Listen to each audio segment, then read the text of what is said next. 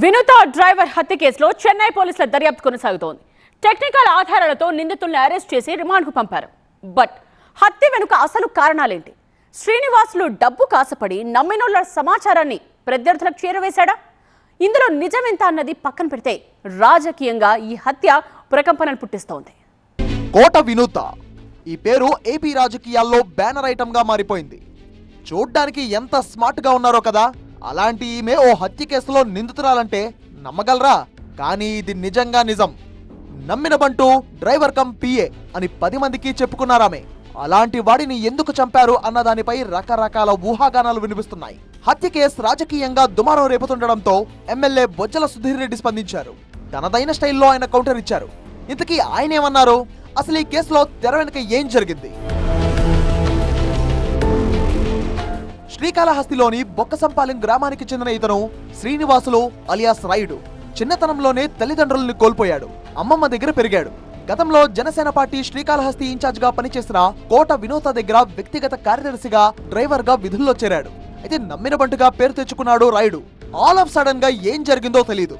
June 21వ తేదీన వినూత ఆశ్చర్యకర ప్రకటన చేశారు. కుట్రపూరితంగా తమ రాజకీయ ప్రత్యర్థుల ప్రలోభాలకు తమ డ్రైవర్ శ్రీనివాసులు అలియాస్ రాయుడు లొంగిపోయాడని ఆరోపిస్తూ అతన్ని విధుల్లోంచి తొలగిస్తున్నట్టు ప్రకటించారు వినూత. ఇకపై అతనితో తమకు ఎలాంటి సంబంధం లేదని సోషల్ మీడియాలో పోస్టులు కూడా పెట్టారు. వినూత దంపతుల నిర్ణయం తర్వాత శ్రీనివాసులు అజ్ఞాతంలోకి వెళ్లిపోయాడు. కట్ చేస్తే జూలై 8వ తేదీన హత్యకు గురయ్యాడు రాయుడు. చెన్నైలోని కూవం నది పరిసరాల్లో శవమై తేలాడు శ్రీనివాస్ అలియాస్ రాయుడు. చనిపోయింది శ్రీనివాసులు. మరి చంపిందెవరు? పరిసర ప్రాంతాల్లో సీసీ ఫుటేజ్ తిరిగేసిన చెన్నై పోలీసులు కీలక ఆధారాలను సేకరించారు. ఫోన్ నెంబర్, లొకేషన్లు, సిడిఆర్ ఆధారంగా 5గురు నిందితుల్ని అరెస్ట్ చేశారు. వినూత, ఆమె భర్త చంద్రబాబుతో పాటు శివకుమార్, గోపి, దాసర్లను ప్రశ్నించారు. శ్రీకాళహస్తిలోని ఓ గోడౌన్ కు తీసుకువెళ్లి అక్కడ శ్రీనివాసుల్ని విచక్షణారహితంగా కొట్టి చంపారని, మృతదేహాన్ని చెన్నైకు తీసుకువెళ్లి మింట్ ఏరియా కూవం నదిలో పడేసి ఆంధ్రాకు వెళ్లినట్టు విచారణలో తేలిందన్నారు పోలీసులు. హత్య కేసులో వినూత అరెస్ట్ అయిన కాసేపటికే పార్టీ నుంచి సస్పెండ్ చేస్తున్నట్టు జనసేన ప్రకటించింది.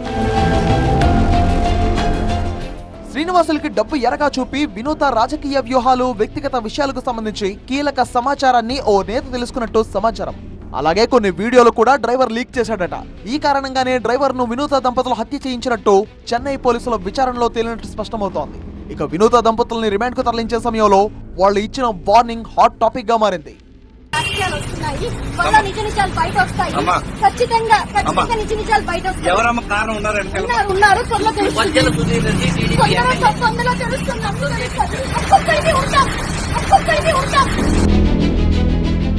మరోవైపు శ్రీనివాసుల హత్య కేసులో తనపై వస్తున్న ఆరోపణలపై స్పందించారు ఎమ్మెల్యే బొజ్జల సుధీర్ రెడ్డి. అనవసరంగా తనను వివాదంలోకి లాగుతున్నారని, ఈ కేసుతో తనకు ఎలాంటి సంబంధం లేదన్నారు బొజ్జల సుధీర్ రెడ్డి. దేవుడు సాక్షి, కుటుంబ సాక్షి నాకంటే అటువంటి సంబంధం లేదు.